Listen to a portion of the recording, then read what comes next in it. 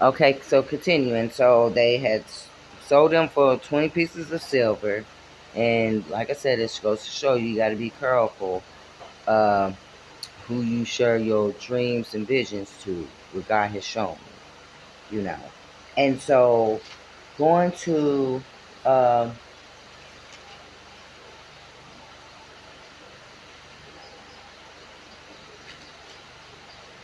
39, okay, Potiphar's house.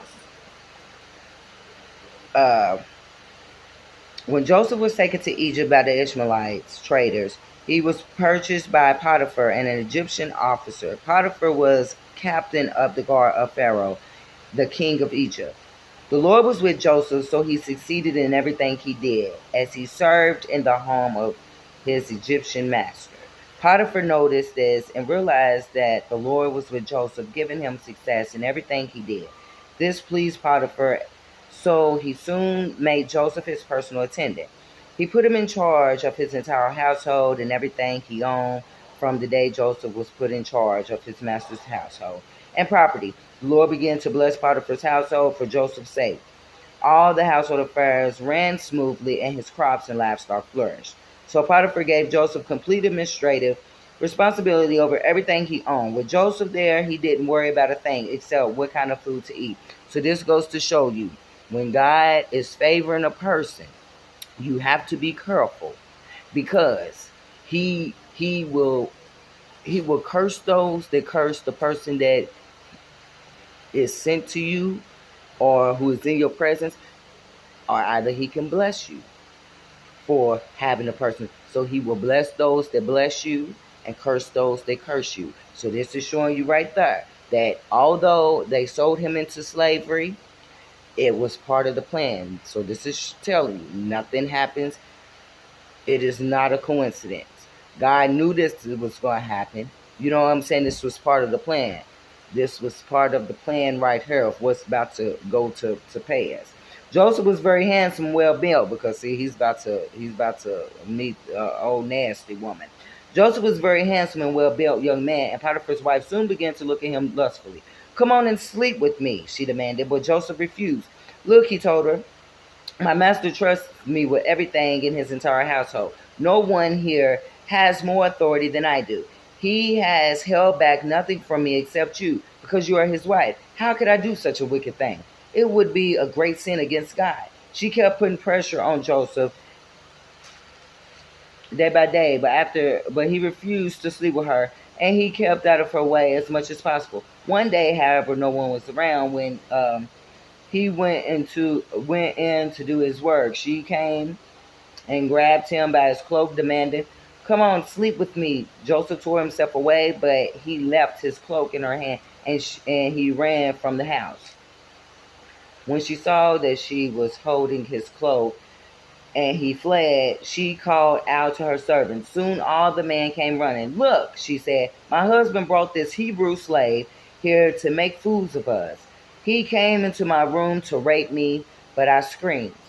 When he heard my scream, he ran outside and got away, but he left his cloak behind me." She kept the cloak in her hand until her husband came home. When she told him her story, that Hebrew slave, "You've brought into our house, tried to come in and fool around with me," she said, "but when I screamed, he ran outside, leaving his cloak with me." So she couldn't deal with rejection. She wanted that young tender, basically.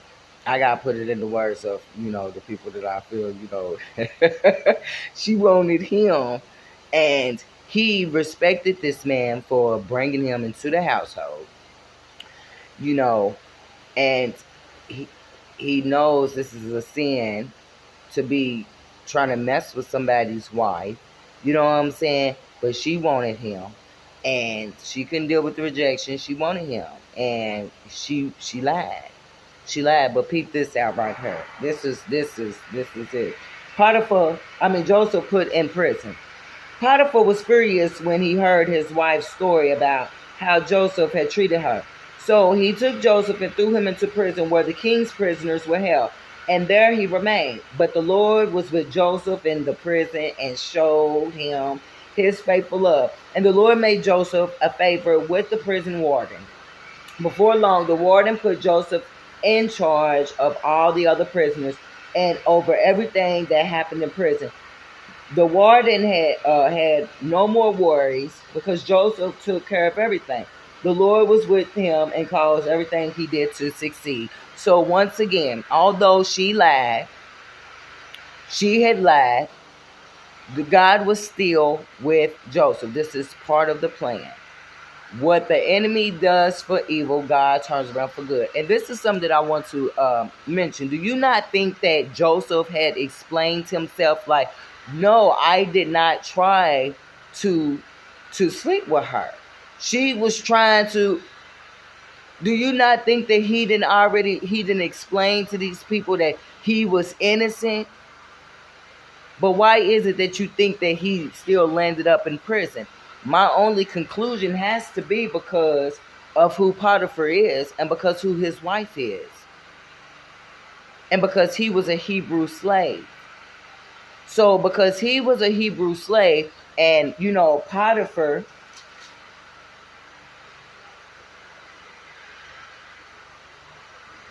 Potiphar, he was the captain of the guard for Pharaoh, the king of Egypt. And then this is his wife that said that.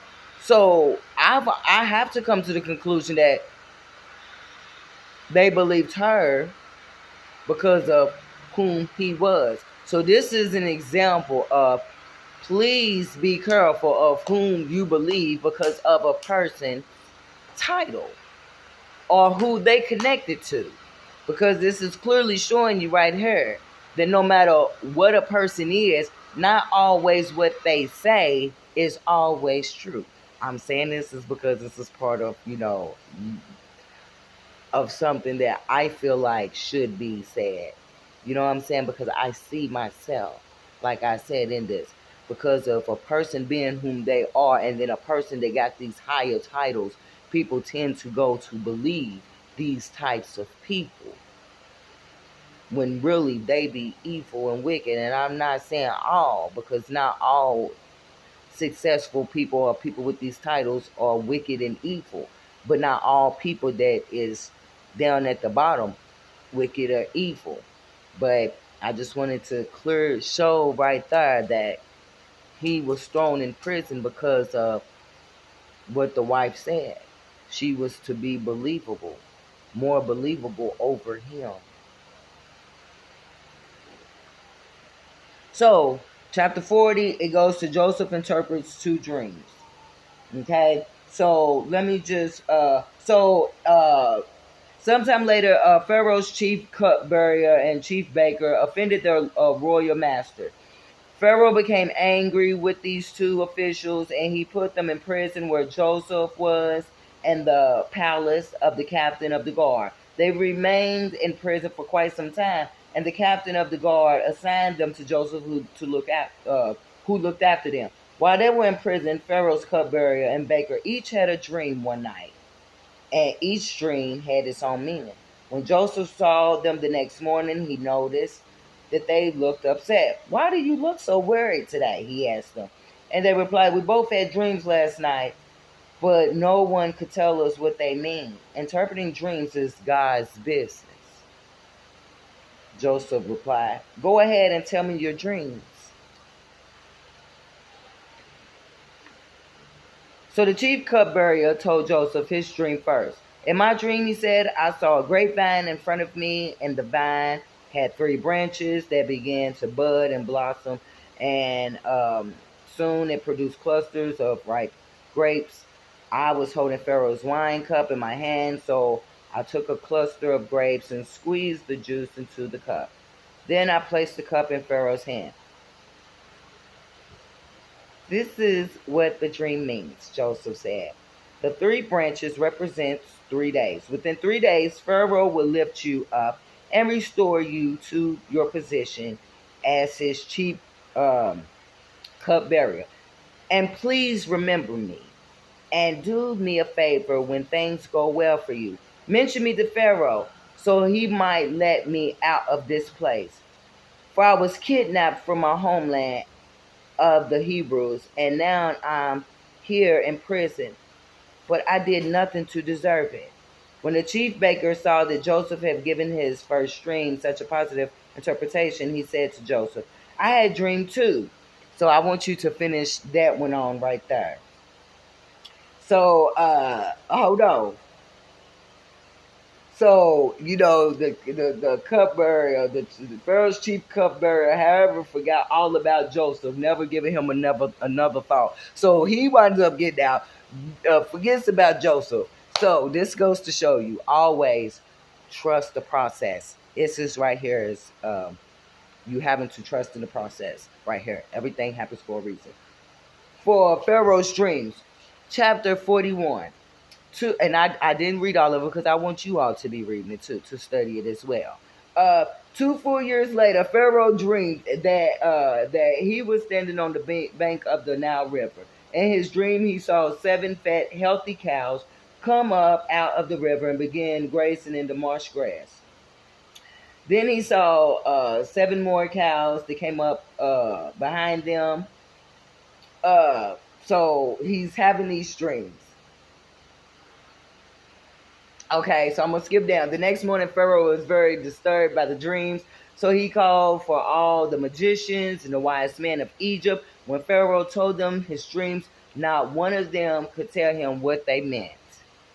Not none of them. So he called the magicians and the wise men of all over Egypt, and they could not interpret this dream. Finally, the king's chief cupbearer spoke up. Today I have been reminded of my failure, he told Pharaoh. Some time ago you were angry with the chief baker and me, and you imprisoned us in a palace and of the captain of the guard. Imprisoned us in a palace. Okay. One night the chief baker and I each had a dream, and each dream had its own meaning.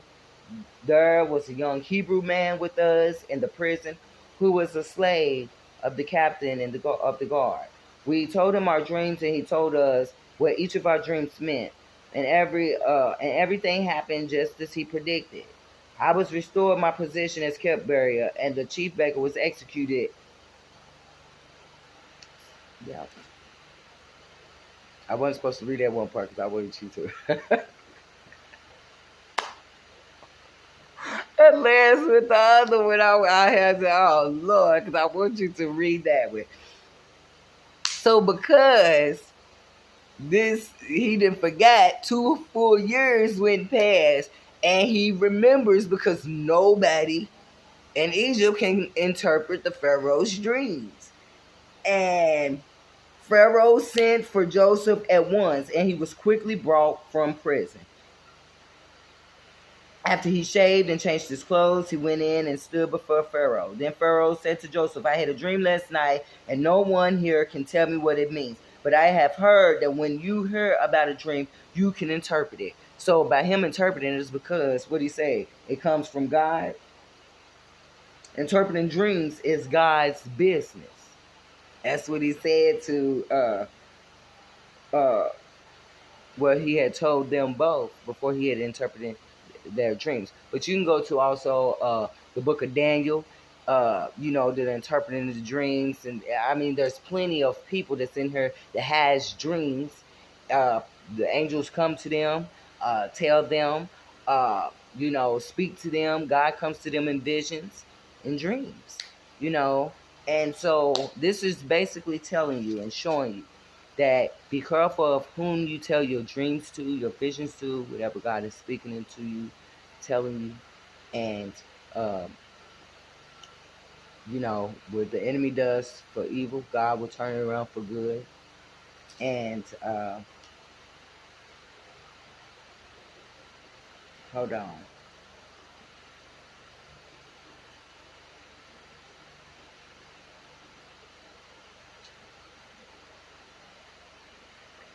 So 41, this is the last part I want to show you right here. Joseph made ruler of Egypt. Joseph's suggestions were well received by Pharaoh and his officials. So Pharaoh asked his officials, can we find anyone else like this man so obviously filled with the Spirit of God? Then Pharaoh said to Joseph, since God has revealed the meaning of of the dreams to you. Clearly, no one else is as intelligent or wise as you are. You will be in charge of my court, and all my people will take orders from you. Only I, sitting on my throne, will have a rank higher than yours. Pharaoh said to Joseph, I hereby put you in charge of the entire land of Egypt. Then Pharaoh removed his signet ring from his hand and placed it on Joseph's finger. He dressed him in fine linen clothing and hung a gold chain around his neck.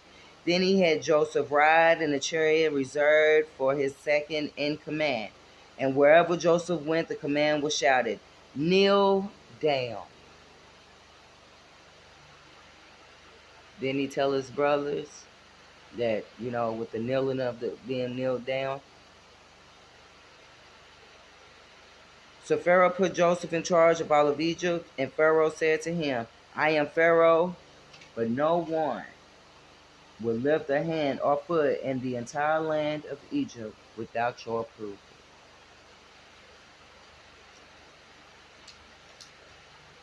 So then you go where his brothers then have to come and seeing basically how everything turned out. So this is a story for my dreamers, those that have visions.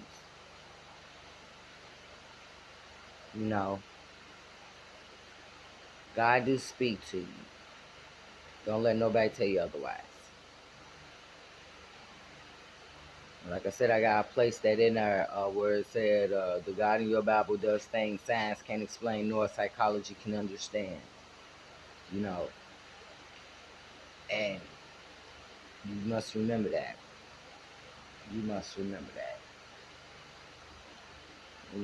God has ways of talking to each and every one of us very differently. So, and I want you to always remember to, whatever he's showing you always, the vision that he has given you always got to remember that if he gave it to you, you can achieve it. And it's going to be hard. It's going to be hard, but he's going to place people in your path to get you to where he's trying to get you.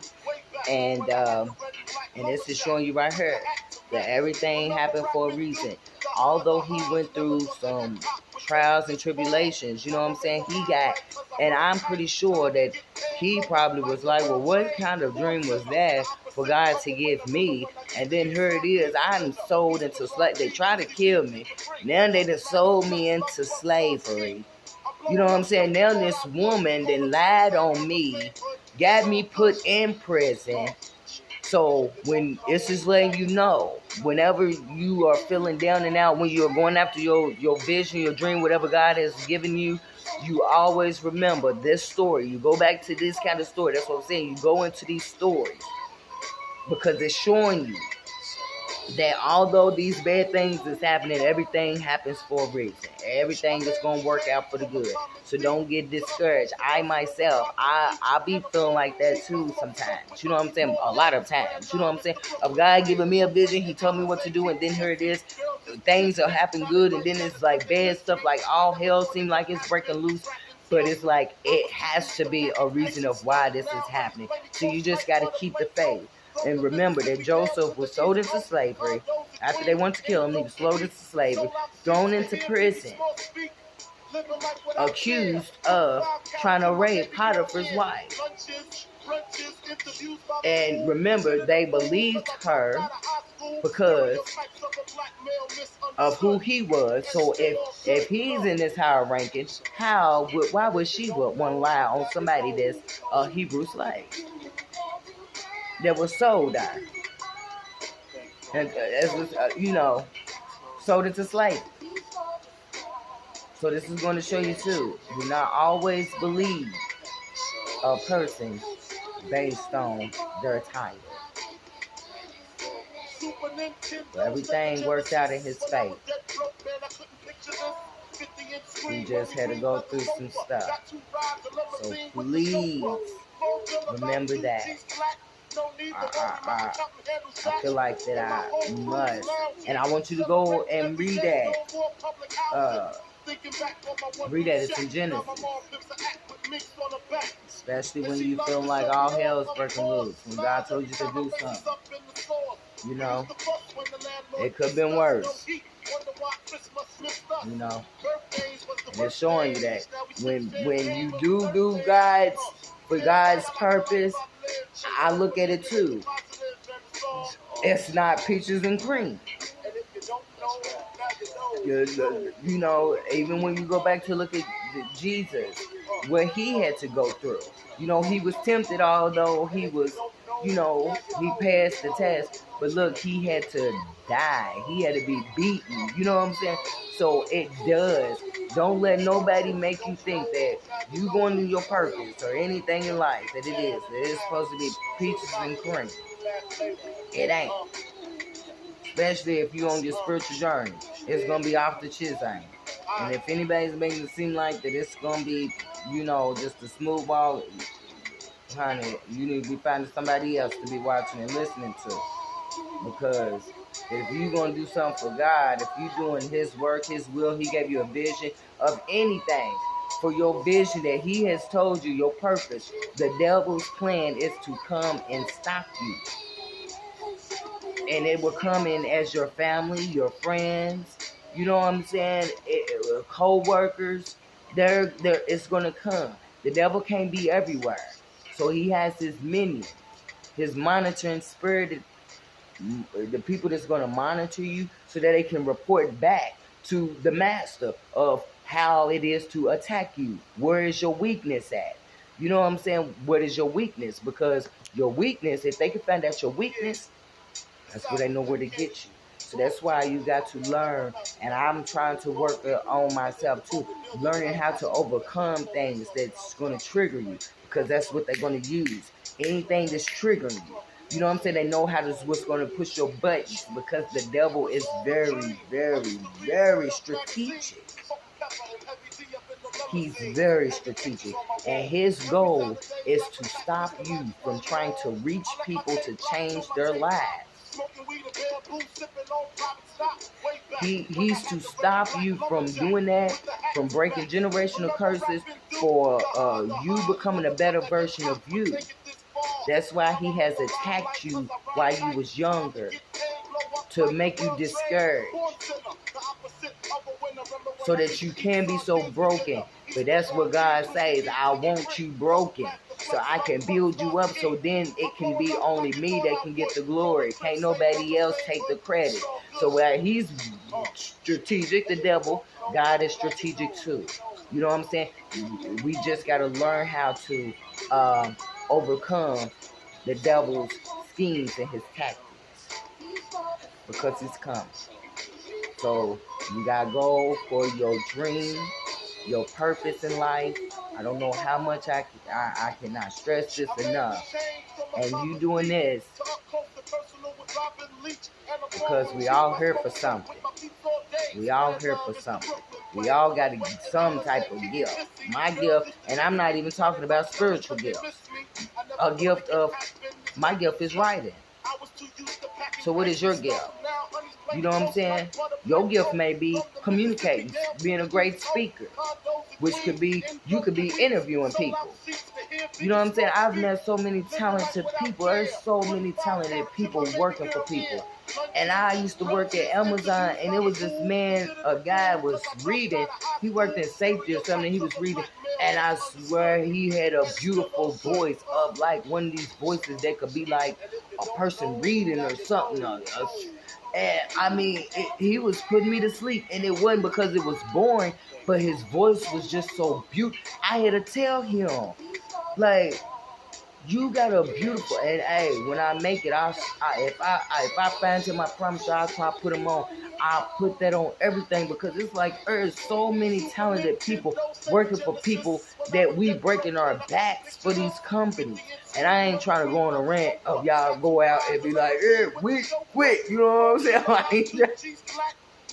I'm trying to empower you of, you know what I'm saying, of finding that gift that's in you. And while you working on the next man's dream, you having to work on your own, even if you feel like that it ain't. This is I just gave you a story of Joseph. These ain't just made up stories. These are stories of helping us. This is like a manual, a map. You know what I'm saying? A history book. You know what I'm saying? And yeah, so I want you to know, man, like, seriously, all jokes aside, for real, I want everybody, and you know, and I know everybody ain't gonna do it. You know what I'm saying? Everybody, because some people's just comfortable, just living the way that they live in, and that's fine. You know what I'm saying? But for those that always felt like me, that never, and I was younger, knew I never wanted to work. I wanted to be my own boss. I knew that as a child. And that's crazy. And I told you, I tried college. I tried it. I knew it wasn't for me. Even when I was in high school, I went to college. Stayed on campus, in the dorms. And I knew then it wasn't for me. So